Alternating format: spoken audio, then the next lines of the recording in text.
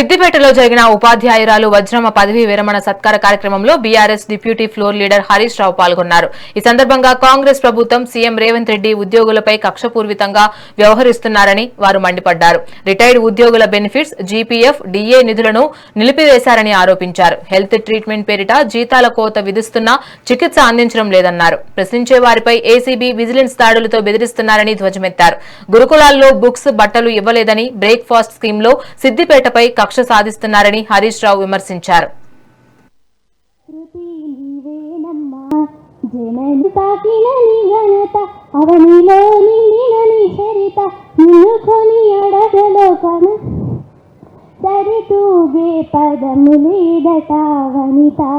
ప్రకృతి భావించినటువంటి ఆత్మీయులు వజ్రమ్మ గారు కవి కావ్యానికి అందనిగా పృథివి నీవేనమ్మా.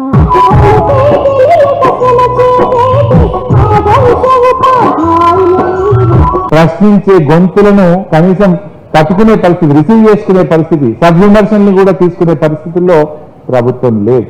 ఎవరు మాట్లాడితే వాళ్ళని టార్గెట్ చేసే ప్రయత్నం జరుగుతూ ఉంది.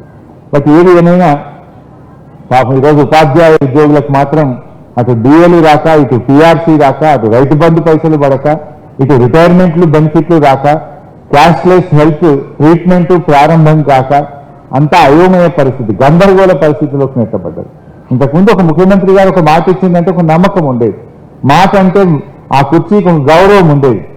దురదృష్టవశాత్తు ఈయన యొక్క ఆగమాగం చర్యల వల్ల, తప్పుడు ఆలోచనల వల్ల, తప్పుడు మాటల వల్ల, అప్పటి మందం ఆపద మొక్కులు మొక్కడం వల్ల ఈ రోజు ఆ పరిస్థితి లేకుండా పోతా ఉంది.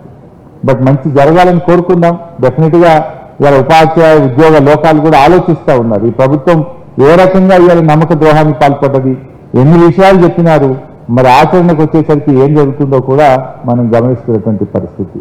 విద్యా వ్యవస్థలో కూడా అనేక ఇబ్బందులు వచ్చినాయి.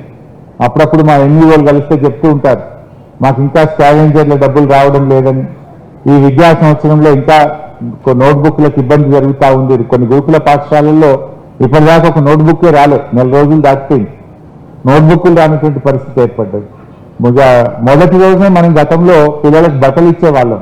ఇప్పుడు చాలా గురుకుల పాఠశాలల్లో అసలు ఒక్క జత బట్టలు కూడా రానటువంటి పరిస్థితి ఈరోజు మనకు కనబడతా ఉంది. అంటే విద్యార్థుల చాలా ఇబ్బందికరమైన పరిస్థితి. అంటే వ్యవస్థ మీద ఆయనే విద్యాశాఖ మంత్రిగా, ఆయనే ముఖ్యమంత్రిగా ఉంటే డెఫినెట్ గా మెరుగైనటువంటి ఫలితాలు రావాలని కోరుకుంటాం.